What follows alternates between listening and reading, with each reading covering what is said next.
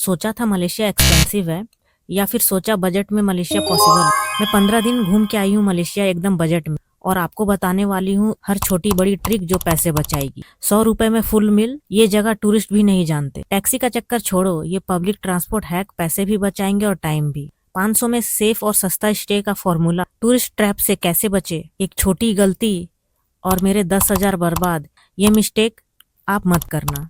Malaysia का पूरा budget breakdown, कहाँ पैसे बचाना है कहाँ पैसे लगाना है, पूरा देखना। लास्ट में सबसे बड़ा सीक्रेट बताऊंगी। इस वीडियो को मैंने 8 पार्ट में बांट रखा है, तो चलिए शुरू करते हैं इस वीडियो को। मैंने 8 पार्ट में डिवाइड किया जैसे कि मैंने बताया। तो पहला है visa, flight cost, stay cost, local transport, food, shopping, sightseeing, extra cost, जो हिडन चार्जेस होते हैं वो इम्पोर्टेंट है अगर आप बजट ट्रैवलर हैं तो। ये सारा मैं आपको बताऊंगी, ठीक है। तो सबसे पहले स्टार्ट करते हैं शुरू से, क्योंकि पहले तो आप अगर स्टार्टिंग करते हो मलेशिया जाने के लिए तो आपको पहले वीजा लेना पड़ता है, ठीक है। तो वीजा का मैं सबसे पहले आपको बता देती हूँ। तो वीजा का क्या है कि इंडियन पासपोर्ट होल्डर के लिए आपको नहीं लगता है वीजा अभी मलेशिया में। अभी अभी ये 2025 चल रहा है, लास्ट 2025 दिसंबर तक। अभी तक तो अपडेट है, आगे बढ़ सकता है पता नहीं। तो अभी 25 तक 2000 दिसंबर तक तो है फ्री। बस आपको एक एमडेक फॉर्म भरना पड़ता है। एमडेक फॉर्म क्या होता है? अराइवल फॉर्म होता है मलेशिया का, जिसका मैं लिंक डिस्क्रिप्शन बॉक्स में डाल दूंगी आपको।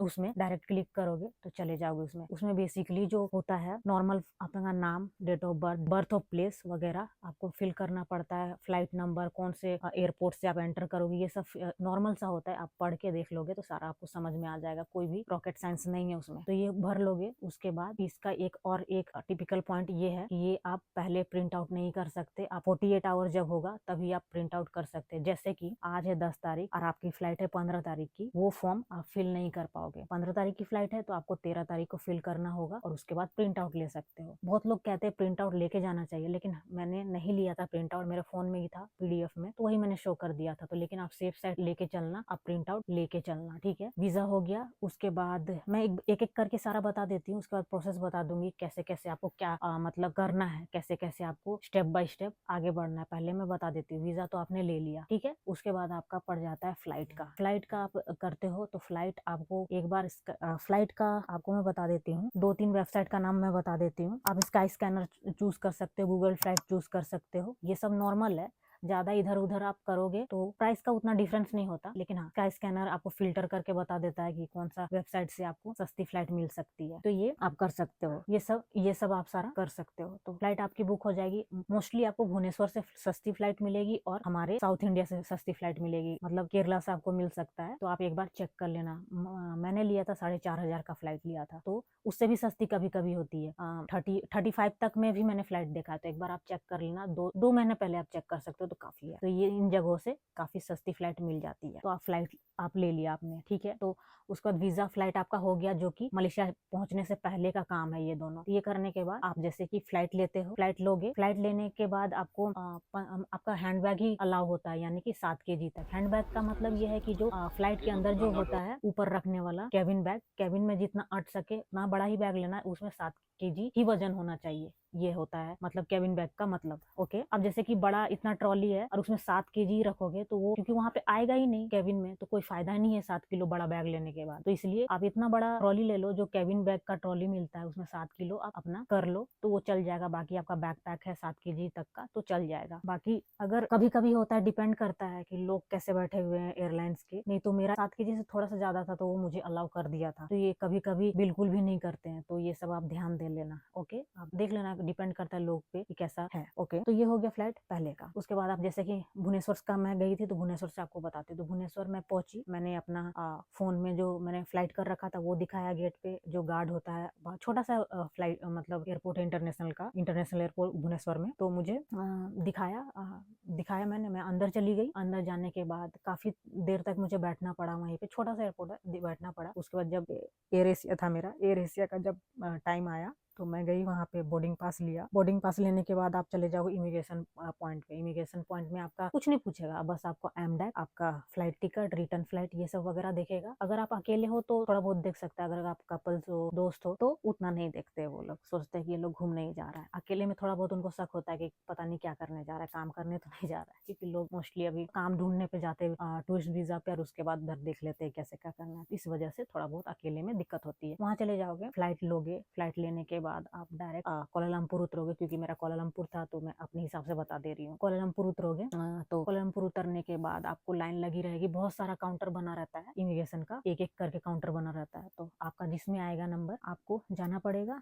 आपसे पूछेगा कि फ्लाइट टिकट है, डिपेंड करता है क्या क्या वो पूछता है आपसे। मेरे केस में पूछा था मेरे से कितने दिन रहोगे आप, तो मैंने बता दिया कि मैं इतने दिन रहूंगी। उसके बाद कुछ नहीं पूछा मेरे से। उसके बाद वो बोला कि होटल बुकिंग भी नहीं पूछा। फिर थंब लगाता है, जो एक मशीन रहता है, तो इंडियंस को 2 फिंगर्स का थंब लगाना पड़ता है, वो लगा के स्टाम्प लगा के आप निकल सकते हो। लेकिन मेरे दोस्त को पूछा था कि आप कहाँ रहोगे, होटल बुकिंग है या नहीं, वो डिपेंड करता है क्या क्या पूछ सकता है। लेकिन मोस्टली आपको रिटर्न फ्लाइट, रहने का कितना इनफ पैसा है, या पैसा भी आपको पूछता है। हाँ, मेरी फ्रेंड से पूछा था, $400 उसने बताया था कि मेरे पास है, लेकिन उसके पास निकले थे 350 के लगभग निकले थे। तो उससे बोला था कि आप जाओ एटीएम से निकाल के आओ, तो बोलता कि मेरे पास है, आप दिखा देती हूँ मैं फोन में। तो वो बोला कि इंटरनेशनल ट्रांजेक्शन ऑन है या नहीं है वो मुझे देखना है, जाओ निकाल के आओ। तो वो निकाल के दिखाई। तो ये सब भी हो सकता है अगर आप, डिपेंड करता है। ओके, तो ये हो गया। उसके बाद स्टे कॉस्ट का मैं आपको बता देती हूँ क्या है। वहाँ पे आपको हॉस्टल, होटल सब कुछ मिल जाएगा, लेकिन सबसे सस्ता हॉस्टल आपको 550-600 का मिल जाएगा। बाकी 1200-1300 तक का भी मिल सकता है, 2000 का भी मिल सकता है रहने का। तो आप मान के चलो 500 रुपया मान के चलो, जो मैंने किया था 500 रुपया का आपका हॉस्टल हो गया। ठीक है, उसके बाद आप हॉस्टल के लिए अगोडा वेबसाइट यूज कर सकते हो, हॉस्टल वर्ल्ड यूज कर सकते हो, booking.com यूज कर सकते हो ऑब्वियसली। तो ये सब सारा आप यूज कर सकते हो। तो ये सब में आपको अच्छी डील मिल जाती है कभी कभी। उसके बाद लोकल ट्रांसपोर्ट में आप ग्रैब यूज कर सकते हो, मेट्रो, बस ये सब ले सकते हो। ग्रैब का भी कर सकते हो, लेकिन उतना महंगा है नहीं। लेकिन बस और ट्रेन से थोड़ा सा तो महंगा ही होगा। तो आप पास ले लेना, वहां पे आप कोई भी मेट्रो स्टेशन में जाके आप अपना पास बना लेना। पास मिल जाएगा जिसमें बस, ट्रेन, मोनोरेल वगैरह सब कवर हो जाता है। तो वो आपका कवर हो जाएगा, जो कि आपका पास का जो होगा, मलेशियन सिटीजन के लिए 5 रिंगिट लगते हैं, और जो क्या बोलते हैं इंडिया अदर नेशन के लोग हैं उनको 10 रिंगिट लगते हैं एक दिन का पास। तो वो ले सकते हो आप। ओके, उसके बाद फूड का ऑप्शन तो बहुत सारा है वहाँ पे, आपको बता नहीं सकती, बहुत सारा आपको फूड का ऑप्शन मिल जाएगा। आप वहाँ पे ऐसे तो आपको मैं बता दूं 10% वहाँ पे तमिल लोग हैं, तो आपको इंडियन फूड्स, मतलब साउथ इंडियन फूड्स मिल जाएगा, वेजिटेरियन आराम से मिल जाएगा। डोसा से लेके बिरयानी से लेके सब कुछ। पाकिस्तानी रेस्टोरेंट भी मिल जाएगा, तो आपको अगर नॉन वेज खाना है तो पाकिस्तानी रेस्टोरेंट मेरे ख्याल से बेस्ट होता है मेरे हिसाब से। तो मतलब जैसे कि ऐसा भी नहीं कि कुछ भी, चिकन वगैरह आपको अच्छा खासा, बिरयानी वगैरह मिलता है, तो वो आप कर सकते हो। तो कुआलालंपुर में आपको बहुत सारा ऑप्शन मिल जाएगा। फूड का कॉस्ट आपका कितना आ जाएगा, 300 पर डे के लगभग आ जाएगा। अगर आप ब्रेकफास्ट करते हो डोसा वगैरह तो वो 100-150 का आता है। फिर शाम का अगर 200-300 का खाते हो, मतलब 400 रुपए का, मतलब 300 रुपए का आप रख लो कि खाना आपका पर डे हिसाब से हो जाएगा। नहीं तो अगर अच्छा खासा खाते हो कि शाम में बिरयानी खाना है, सुबह एकदम अच्छा खासा ब्रेकफास्ट करना है, तो 500-600 रुपए तक में आपका खाना आ जाएगा एक दिन का। ये हो जाएगा। उसके बाद साइट सीइंग के लिए आप वहाँ पे, कुआलालंपुर का मैं बता देती हूँ। कुआलालंपुर में आप वहाँ पे पेट्रोनस टावर जा सकते हो। के बाद सिटी में आप घूम सकते हो। सिटी में आपको ना, आप होप एंड होपर्स बस भी ले सकते हो। होप एंड होपर्स का आप बुकिंग कर सकते हो, वहाँ पे काउंटर बना रहता है कहीं कहीं पे होप एंड होपर्स बस का। तो दिन भर आपको जहाँ जहाँ पे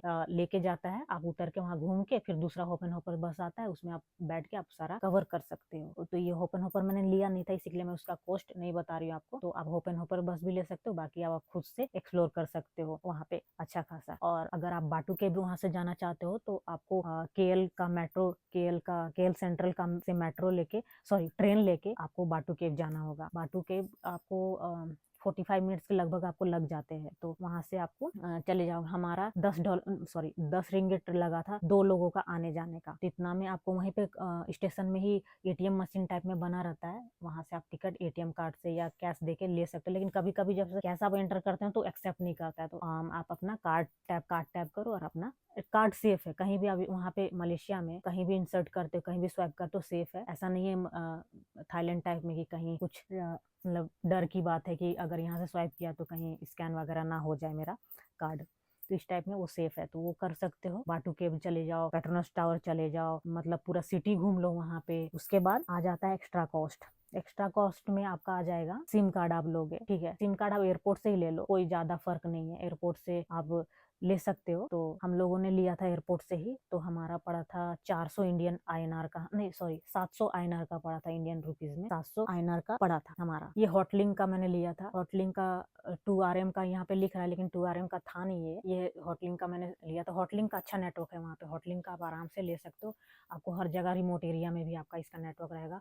और मस्त 30 GB 5G 30 GB 4G मिला था, 20 GB 5G मिला था, यानी 50 GB हमें डेटा मिला था इसमें 700 INR में। तो ये आप ले सकते हो। एटीएम क्या सॉरी सिम का तो आप ले सकते हो, एयरपोर्ट से ही ले लेना आराम से और वहां से निकल जाना। और अगर नहीं लेना चाहते तो आपको हर हॉस्टल वगैरह में वाईफाई कॉलिंग मिल जाता है। तो अगर घर कॉल करना है तो मतलब व्हाट्सएप कॉलिंग कर सकते हो। लेकिन हाँ, कुछ बुकिंग के लिए आपको चाहिए होगा तो आपको लेना पड़ेगा, तो आप ले सकते हो। ये तो ये हो गया 700 रुपए का। उसके बाद आ जाता है एटीएम फी। एटीएम फी भी आपको लगते हैं, ये मोस्टली लोग अवॉइड करते हैं, लेकिन ये भी आप देख के चलना कि आप कैसा क्या करते हो। क्योंकि हमारे पास नियो ग्लोबल का था, तो पर ट्रांजेक्शन मुझे 300 लगता था, प्लस जीएसटी लगता था, इतना मुझे लगता था पर ट्रांजेक्शन। तो ये आप देख लेना कि आप किस हिसाब से पैसे निकालते हो, और या फिर डॉलर कैरी करते हो। तो मेरे हिसाब से आप डॉलर भी कुछ कैरी करो और एटीएम का भी कुछ रख लो। क्योंकि मान लो एटीएम का नहीं निकालना चाह रहे तो अच्छा खासा रेट भी मिल गया था हमें डॉलर का। तो डॉलर हमने $100 चेंज करा था, और बाकी एटीएम पे हम डिपेंड थे।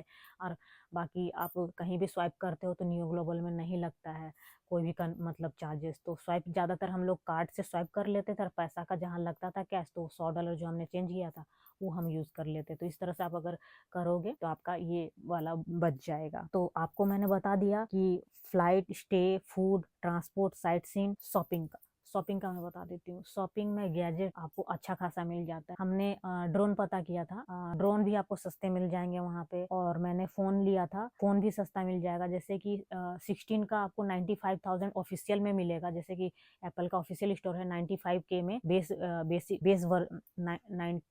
95,000 95K में आपको 16 प्रो 128 GB मिल जाएगा वहाँ पे ऑफिशियल स्टोर में एप्पल का। और बाकी अगर आप लोएट प्लाजा में आते हैं तो 7-8 हजार रुपए का आप कम हो सकता है, लेकिन ऑफिशियल में आप लेते हैं वो भी ऑफिशियल ही होता है। लेकिन अगर आप एप्पल स्टोर से लेते हैं तो आपको 95 लग जाएगा। बाकी गैजेट्स में आप बहुत वहाँ पे लोएट प्लाजा जाओगे ना, तो लोएट प्लाजा पूरा मतलब गैजेट का ही मार्केट है। सब कुछ वहाँ पे, गेमिंग पीसी से लेके फोन से लेके second hand phone, first hand phone, सब कुछ मिलेगा। काफी मतलब जो गैजेट लवर है ना, उनके लिए लोएट प्लाजा बेस्ट ऑप्शन होता है, बन जाता है। तो शॉपिंग के लिए तो मेरे ख्याल से गैजेट्स का शॉपिंग मलेशिया से करना ज्यादा बेटर है दुबई के मुकाबले। क्योंकि मुझे मैंने जैसे कि कंपेयर किया था, तो आईफोन्स वगैरह, मैकबुक वगैरह मुझे मलेशिया का ही ज्यादा मतलब प्राइस अट्रैक्ट करा था। तो ये बेस्ट था मलेशिया का। तो इतना सारा है। और बाकी जो मैंने आपको है फ्लाइट कॉस्ट बता दिया, स्टे कॉस्ट बता दिया, लोकल ट्रांसपोर्ट का भी बता दिया, फूड का भी बता दिया मैंने आपको।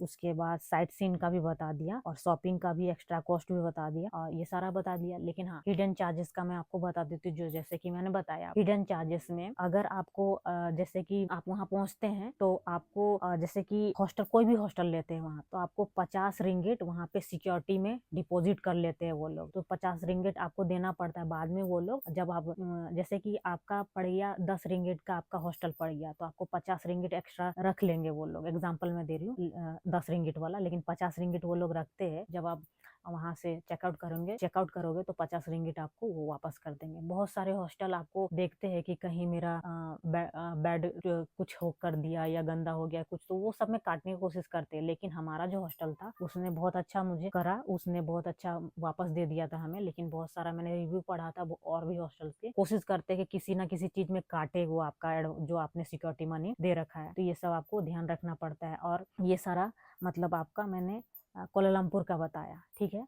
तो कोलालमपुर का इतना सारा होता है। उसके बाद हमने वहाँ के बाद हम चले गए थे यहाँ पे लंकावी का फ्लाइट आपको सस्ता मिल जाएगा 2 से 2,500 तक में। आप आराम से चले जाना। कोलालमपुर दोबारा आए तो कोलालमपुर जब हम लोग पहुंचे तो वहां से हम लोग मलक्का चले गए थे बस लेके। मलक्का हमें बस का पड़ा था 1,000 रुपीज 2 लोगों का पड़ा था, मतलब इंडियन रुपीज में। तो हम लोग पर एक दिन में घूम के आ गए थे। हम लोग सुबह 6 बजे चले गए मलक्का, मतलब ये 3 घंटे मतलब वहां पे पहुंचने के बाद दिन भर एक्सप्लोर किया। वहाँ पे बहुत अच्छा आपको यूनेस्को हेरिटेज सिटी मिलेगा। वहाँ पे आपको ब्रिटिश का जितना भी है वो सब देखने को मिलेगा। काफी अच्छी सिटी है। वहाँ पे आप 1-2 दिन रह सकते हो, या तो नहीं रह सकते तो वहाँ वहाँ से हम लोग एक दिन में, अगर आप नहीं रह सकते हैं तो आप हमारी तरह एक दिन में घूम के वापस आ सकते हो। तो हमने दिन भर एक्सप्लोर किया, फिर शाम में बस लिया और फिर हम लोग आके कुआलालंपुर में रेस्ट किए। कुआलालंपुर में फिर हमने रेस्ट करने के बाद फिर इतना जगह हमने एक्सप्लोर किया। तो इतना जगह में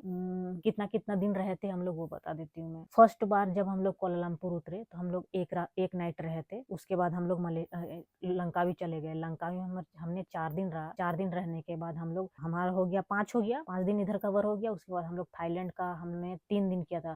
5, 6, 7, 8 हो गया था खत्म 8 दिन। उसके बाद फिर हम लोग जब कुआलालंपुर आए तो कुआलालंपुर में हम लोग 2 रात रहे थे। तो 5, 6, 7 हो गया, 7 दिन हो गया। उसके बाद फिर हम लोग 7, 8, 9, 10 दिन ये सारा हमारा कवर हो गया। उसके बाद लंकावी के बाद कहाँ गए? हम फिर पेनांग में 3 दिन रहे थे।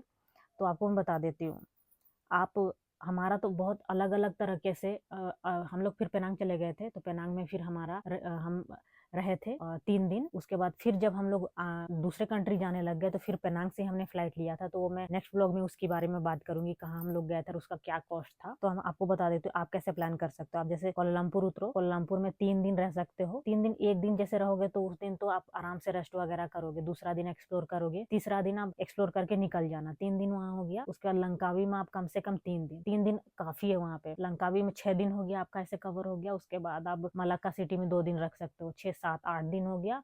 उसके बाद जॉर्ज टाउन में आप 3 दिन रह सकते हो, 8, 9, 10, 11, मतलब 11 से 12 दिन का आपका इनफ रहेगा। हमारा तो 15 दिन था क्योंकि हमने कंट्री एग्जिट करके इधर उधर करके हमने किया था। तो 12 दिन आपका इनफ रहेगा। 12 दिन का कॉस्ट जो हो जाएगा 1000 रुपीज, बस आप खाने पीने रहने का जोड़ लो तो 12,000 हो गया 12 दिन का। उसके बाद फ्लाइट का आप जोड़ते हो तो आपका, जैसे कि मैंने 4,500 लिया था तो आपका, चलो मैं 4,500 तो 5,000 में आपका मान के चलती, तो 5,000 इधर हो गया। तो 12 और 5 कितना हो गया? 12, 13, 14, 15, 16, 17,000 हो गया उसके। उसके बाद 5,000 आने के, 17, 18, 19, 20, 21, 22, तो आपका 22K में आराम से हो जाएगा। और एक्स्ट्रा मान के चलो 5,000 और छोटा मोटा और खर्चा 22, 23, 24, 25, 26,000 में आपका समझ जाओ सब कुछ हो जाएगा। और शॉपिंग का तो आप अपना देखोगे ना, शॉपिंग कैसे क्या करते हो तो वो अपना देखोगे। तो आपका 25 से 26,000 में आपका मलेशिया एकदम आराम से हो जाएगा। आपको कोई भी दिक्कत इसमें नहीं आएगी। काफी अच्छा आपको लगेगा क्योंकि अभी वीजा फ्री है ना। तो आप एक बार ट्राई करो कि आप घूम लो, क्योंकि पास में ही है। आप आराम से 2-3 घंटे में आप पहुंच जाते हो मलेशिया को, कुआलालंपुर।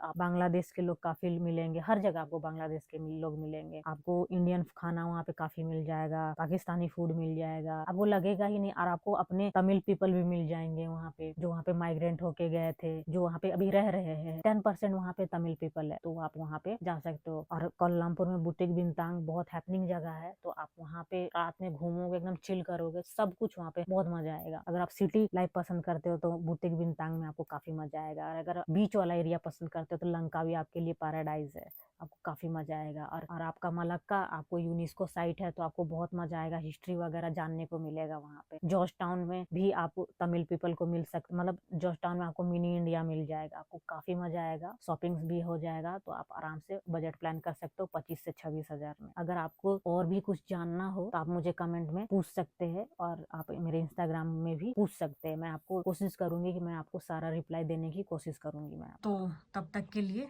बाय बाय, मिलते हैं नेक्स्ट वीडियो में। Bye bye.